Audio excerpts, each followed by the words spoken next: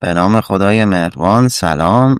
تو این ویدیو میخوام در مورد اثرات محیط روی حاله خودمون صحبت بکنم براتون و مبحث بسیار مهمیه، خصوصا برای مدیوم ها، برای اینکه بتونن بهتر درک بکنن انرژی های محیط رو و خب در گام اولم حالشون با اون انرژی ها در ارتباط میشه دیگه و خیلی موقع ها ممکنه اذیت بشن یا خیلی موقع ممکنه حس خوبی پیدا کنن از یه محیط و حساس شدنشون به این انرژی ها میتونه براشون بسیار بسیار مهم باشه.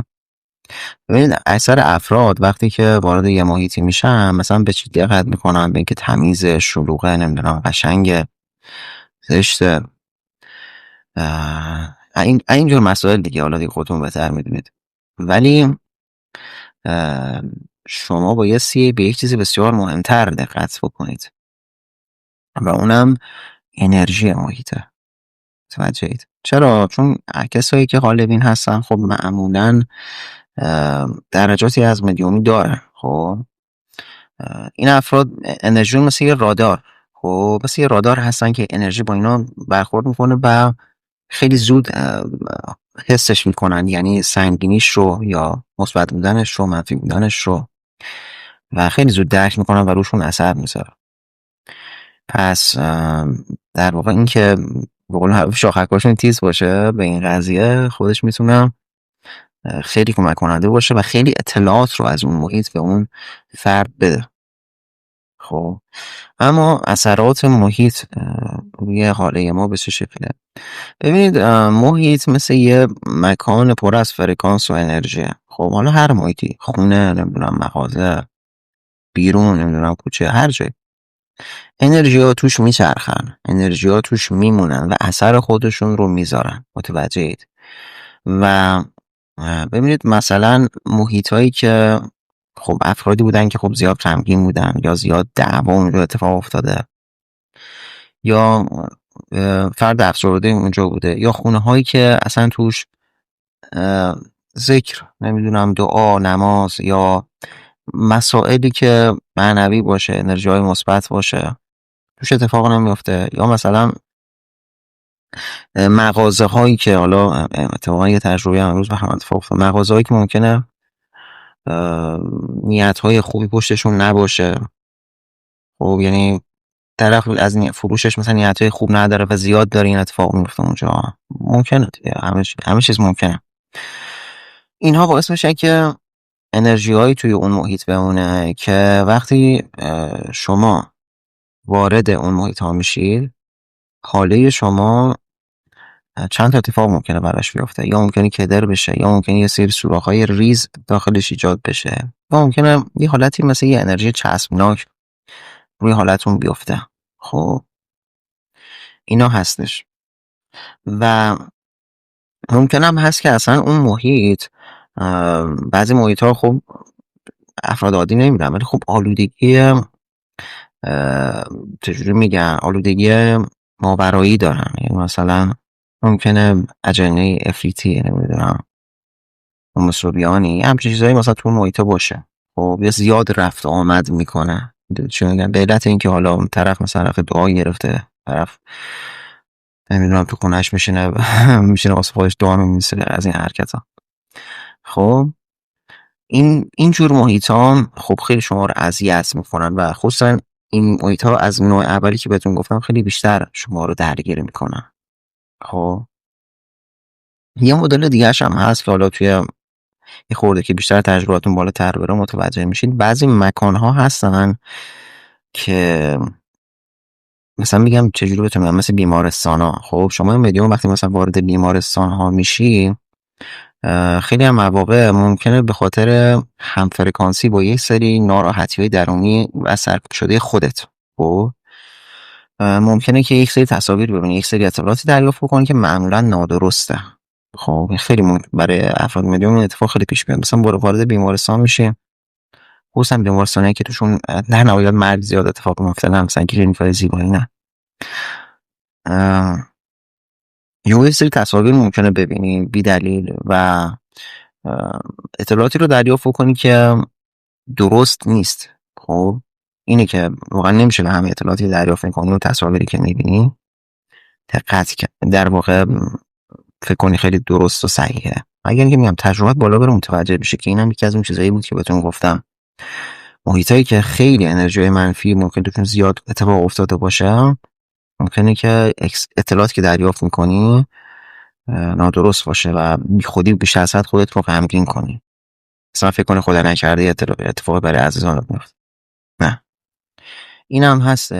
من خودم مثلا تو محیطایی که اینجوری باشه، سنگین باشه، اولین چیزی که خیلی راحت حس میکنم، یعنی حاله من دریافت داره میکنه دیگه، در واقع دیگه خسته شدن بی دلیله. خب بعضی موقع یه خورده کوچولو سرم درد میگیره، بعد افت انرژی پیدا میکنم، مثلا یه جور سنگینی میشم. خب و قشنگ میفهمم مثلا وارد این محیط شدم، این محیط حالا من رو داره خراب میکنه. و بقیه هم که حالا ممکن اصلا مدیوم هم نباشن یه حسی کوچولویی میکنن، یعنی اونا هم یه 10% حس میکنن، ولی شما شاید مثلا 70-80% متوجه بشی. خب تفاوته. و حالا هر کسی یه مدلیه دیگه. خب هر کسی یه مدلی این اتفاق براش میفته و کم کم دستتون میاد، بسته به سیستم انرژیایی خودتون، بدنتون، واکنش‌های چشم سومتون، واکنش چاکراهاتون متوجه میشید. و حتی تصاویری هم که میبینید از تصاویری که نادرست هستن، اینا رو هم به مرور دیگه دستتون میاد که کدوم درسته کدوم نادرسته. برای اینکه کمتر آسیب ببینی یا مثلا انرژی نه یا پایین افت نکنه، ببین معمولا من خود من اینجوری هم وقتی وارد یه محیط تازه میشم، خب که خیلی ممکنه تحت تاثیر اون افراد باشه، بیشتر خونه ها اونجوری هم. حالا دیگه بیرون که خب معمولا به خاطر فرکانس مثبت طبیعت خیلی اتفاق خاصی نمیافته، ولی خب مثلا خونه ها، مغازه ها، اینا رو مثلا شما خیلی خوب حس میکنین.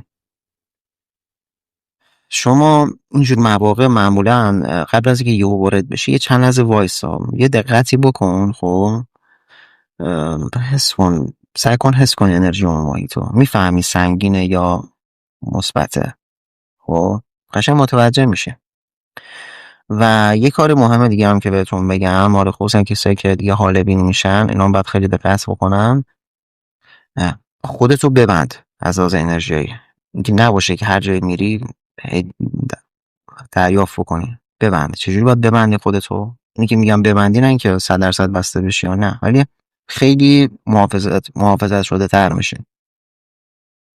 چیکار میکنی؟ مثلا تصور کن که یه نور طلایی از بالای سرت اومده، مثل یه تا در واقع تا کف پات رفته و مثل یه حباب شده، یعنی تو درون یه حباب طلایی رنگ هستی که از یک انرژی پاک و مثبتیه و این خیلی قویه. هر انرژی یا موج یا فرکانس منفی که به تو برخورد میکنه، این حباب ازش دفعش میکنه، یعنی به این حباب برخورد میکنه و ازش دفع میشه. یه همچین تصوری رو بکن، یه همچین تجسمی رو بکن که یه حباب مثلا تمام بدن داخل یه حبابه. خب حباب طلایی رنگ، خصوصا طلایی تو این زمینه خیلی رنگ بهتریه. و اونجوری تصور کن که انرژی و موجهای منفی که بهت میخوره ازت دفع میشه. خب این خودش مثلا بهت بگم 50-60% کار رو حل میکنه. خب من همچین کار میکنم، یعنی حواسم نباشه یه موج که بهم برخورد کنه دیگه میفهمم که حواسم نبود، یه خورده ضعیف دارم، یعنی دارم بیشتر دریافت میکنم. قبلش محیط میری حواست باشه که این در واقع این سپر و این بستن خودت رو انجام. من میگم بستن، ولی من یکی ممکنه بگه سپر، اینجوری بگه، ولی من میگم خودتو ببند. یعنی مثلا با یه حبابی خودتو ببند، حباب انرژی با قدرت تجسمت که خوب اون انرژی رو واقعا در درون، واقعا در اطراف خودت ایجاد میکنه، اصلا فکر نکن چیز ضعیفیه. و این خیلی مهمه که اینجوری خودت رو، خصوصا حالت رو محافظت بکنی. خب بسی شد اول وارد یه محیط که میشی، قبلش حستو ببین چیه، ببین چشم سومت از اون محیط داره چی دریافت میکنه، انرژی خوب یا منفی. اگر دیدی خیلی منفی، اوضاع خرابه، سعی کن اصلا توش نری یا یه جوری زودتر بیا بیرون. و قبلش هم حتما حباب اجرا کن. اصلا از در میری بیرون، به نظر من یه بار این حباب اجرا بکن برای خودت، خیلی خوبه. اول صبح میذاری بیرون، تجسم کن که تا آخر شب این حباب از تو محافظت میکنه و تمام موجه و فرکانس‌های منفی که تو اصلا ازشون ممکنه مطلع نشی، اونا رو هم ازت دفع میکنه. خب حالا برم سراغ این اتفاقی که امروز برام افتاد. شاید باورتون نشه بچه‌ها، ولی خیلی از مواقع مثلا موقعی که میخوام در مورد یه موضوعی ویدیو ضبط کنم، یه اتفاقی میفته و انگار یه تجربه‌ای انگار تو ذهنم دوباره احیا میشه و به قول معروف میاد جلوی چشم که حتما براتون بگم. و خیلی موقع این اتفاقا افتاده. حالا اینجا هم گفتم، ولی واقعا باور کنید سر ویدیوهای قبلم خیلی مواقع این اتفاق پیش اومد. قشنگ حس می‌کردم انگار یک هوشمندی تلاش میکنه که یک سری مسائل رو من توی ویدیو بگم و منم دیگه مقاومتی نمی‌کنم و میام میگم. یعنی وقتی احساس میکنم یه اتفاقی همزمانی اتفاق افتاده که یک سری مسائل باید گفته بشه، من میام میگم.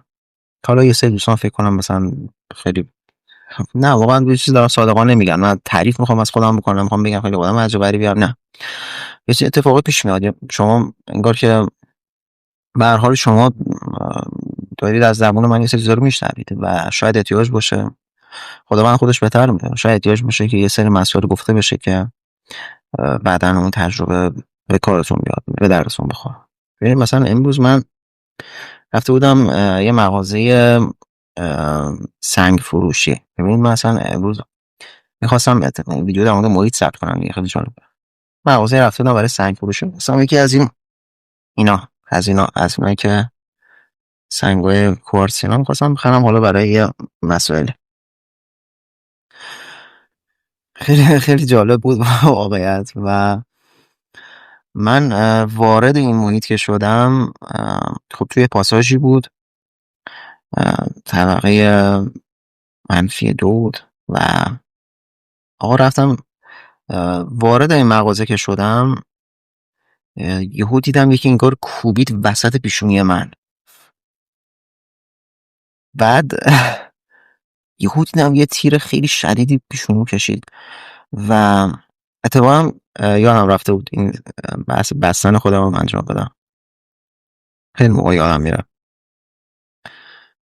بعد دیدم که من وارد مغازه که شدم، اول اتفاقا یه خانومی فروشندش بود و هم اتفاقا باعث شد خیلی قضیه جالبتر شده بود.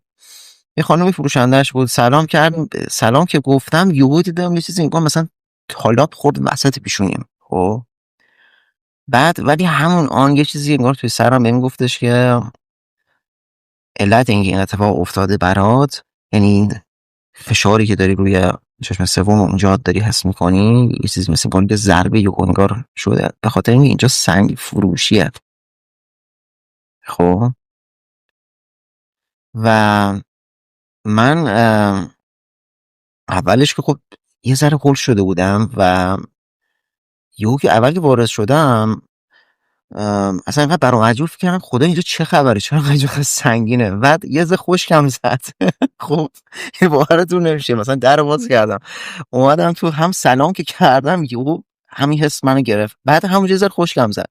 بعد من خدا گفت خب بفرمایید. من نگاش میکردم، بعد میگم اینقدر حسم شدید بود، اون حس منفی که تو سرم و تو بدنم ایجاد شده بود شدید بود، حواسم نبود. یهو شروع کردم ناخودآگاه زوم کردن روش ببینم چه خبره، چرا اینجا سنگینه، ببینم این سنگینه یا محیط چجوریه داستان. همینجوری سیخ نگاش میکردم، دیدم نه بنده خدا مشکل خاصی نداره. درست نیست دیگه شما مثلا یکی میخواد ببینید علت سنگینی چیه، یهو همینجوری زوم کنی بهش رو به رو، بعد مثلا از بغل باشه، حالت بی‌ادبانه نباشه. ولی خب من انقدر این حس شدید بود و من اصلا خیلی تعجب کردم. بعد همینجوری مثلا بهتون بگم در قد مثلا 10-15 ثانیه همینجوری زل زده بودم بهش، خوش نگاش می‌کردم. اینقدر برام عجیب بود که اینجا چقدر سنگینه، این آدم اینقدر سنگینه چجوریه. بعد اینجوری بهم گفته شد و دیگه آروم شدم و اون بنده خدا هم نگاه کردم عادی بود، نه خوب بود نه بد بود، عادی بود. بعد عرض کنم که هیچی دیگه، یعنی دیگه وایسادم ولی سرم همچنان تیر میکشید. گفتم بیام بیرون دیگه، گفتم والا شد زش سلام میگه مثلا دیوونه است چی، اومد در باز کردم از زل زد به من رفت بیرون دیگه. وایسادم و اینم خریدم و بعد بردم گذاشتم یه سیر آفتاب که پاکسازی بشه و این تجربه خیلی جالبی برام. بعد ببینید خیلی محیطا، حالا چرا اون محیط اینجوری بود؟ ببینید خودتون حدستون چیه قبل از اینکه من بگم چرا سنگ فروش اینجوری بود؟ اصلا اون انرژی که من در واقع فکر می‌کردم سنگینی، اصلا سنگینی نبود، تداخل فرکانس‌های مختلف و زیاد بود. خاطر این من اصلا هیچ رو متوجه نشدم. خب و اون بنده خدام که مشکلی نداشت، اینقدر شدید نبود، خیلی کم بهش میگه اینقدر شدید باشه شما بی کنارش در سر درد بگیرم. من به خاطر همین خیلی با تعجب زده اول اونو نگاه می‌کردم، بعد دیدم نه خبری نیست. منم بعد خیلی جالب بود. دقیقاً یه چیزی انگار تو ذهنم من گفتش که اینجا چون سنگ فروشی این حالت به دست داد. دیگه اون موقع دیگه سرگرم خرید شدم و اینو. بعد که اومدم بیرون فکر کردم فهمیدم که بابا این از تداخلات و انرژی‌های مختلف سنگ هاست. ببینید سنگ ها اینا خیلی مهمه. شما مدیوم اگر باشید برید تو سنگ فروشی خیلی این اتفاق ممکنه برات پیش بیاد. خب من دقت نکردم، همینجوری یهو رفتم ذهنم درگیر بود، ذهنم در چیز دیگه بود، همینجوری رفتم تو یهو دیدم این اتفاق برام پیش اومد و باورتون نمیشه خدا شده تا همین نیم ساعت پیش هنوز سرم یه جوری بود، یعنی اینقدر شدید بود اون اتفاق. اینو میگم بهتون که در جریان باشه. و آره پس سنگ فروشی به خاطر اینکه سنگ ها ببینید فرکانس ها انرژی مختلفی دارن. خب شما میدونید وقتی مثلا میگیری توی مغازه مثلا 2000 مدل سنگ هست، خب مثلا پدر در میاد. خیلی من باید بهتر عمل میکردم. ببین من رفتم نه هرز امروم بود، نه عرض کنم که نه خودم بسته بودم، نه اصلا آمادگی داشتم. میدونید چی میگم؟ و اینجوری شد که همچه اتفاق برای من پیش اومد و هنوز مثلا 3-4 ساعت میشه از اومدم هنوز سرم یه جوری، یعنی هنوز عادی نیست. و این خیلی تجربه جالبی بود که اتفاقا تو روزی هم برای من پیش اومد که من قرار بود که این ویدیو رو ضبط کنم و گفتم بهتون بگم که در جریان باشید. اون یه سری چیزا واقعا فرکانس قوی دارن. خب مثل سنگ ها، سنگ نمک فوق العاده است. سنگ نمک من 2 ثانیه بگیرم دستم و انگار انرژیمون یهو 20% افزایش میده. خیلی عالیه. و محیط هایی که پاکسازی شده باشه رو واردشون میشه قشنگ متوجه میشه. خیلی مهمه. مثلا حرما وارد بشه فوق العاده است، اصلا انقدر انرژی مثبت میگیری. مثلا بعضی موقع خود نورانی میشه از حرم که میای بیرون، نیم ساعتش میمونی و نورانی میشی، انقدر انرژی مثبت حالت جذب کرده. راجع جایی که مردم دعا میخونن، ذکر میگن، آرامش دارن، حس خوب دارن، با خدا ارتباط میگیرن، خب انرژی مثبتی پخش میکنن و محیط باعث میشه پاکسازی بشه و محیط انرژی خوبی براش وجود بیاد. من خیلی موقع مثلا میشه خونه نیستم، یه موبایل دیگه دارم، اونو مثلا میذارم قرآن پخش میشه تو خونه. خب مثلا میذارم توی خونه قرآن، توی اتاقم میذارم قرآن پخش میشه، مثلا یه دونه پذیرایی میذارم که پخش میشه و قشنگ میفهمم انرژی محیط رو ارتقا داد. خیلی مهم و مؤثر. چرا؟ چون تو حالت دائما بیرونی ترین عضو توه و دائما با انرژی محیط در ارتباطه و اینا رو باید بدونی، اینا رو باید واقعا یکی بگه. حالا به مانند یه سری که میگن آموزشای مثلا حال بینی میذارم، مثلا پکیج میذارم 10 میلیون 15 میلیون، واقعا خوب وقتی میشه حالا با سودای خیلی کمتر این کار رو کرد، واقعا کمک میشه به خیلی که بتونن این اطلاعاتی داشته باشن و بتونن انشاءالله پیشرفت کنن و بتونن زندگی بهتری داشته باشن. پس ببینید محیط روی حاله ما اثر داره و خیلی از مواقع علت این که حال شما، یعنی حال درونی شما بالا پایین میشه، به خاطر محیط هست و آدمایی که تو اون محیط هستن. خیلی اثر داره و حالا کم کم دستتون میاد و این رشته هایی که من به شما میدم، قلاب هایی که من به شما میدم، اینا شما متوجهش میشه ولی در تجربه خودتون یه چیز دیگه است. یعنی وقتی که اینا با این اطلاعات وارد محیط ها میشید، وارد ارتباط با انسان ها میشید، خیلی خیلی بهتر طبق سیستم انرژیایی خودت میتونی پیش بری و چالا نتیجه بگیری، فرکانست رو حفظ بکنی و دائما رشد بکنی. یعنی هر روز سطح انرژی بالاتر، فرکانس بهتر و انشالله روز به روز خداوند هم نزدیکتر بشیم. به پایان آمد این دفتر، حکایت همچنان باقی 100 دفتر نشاید گفت و از فلحال مشتاقی. انشالله که در پناه خداوند نور و صفا باشید. تا جلسه بعد، خدا نگهدارتون.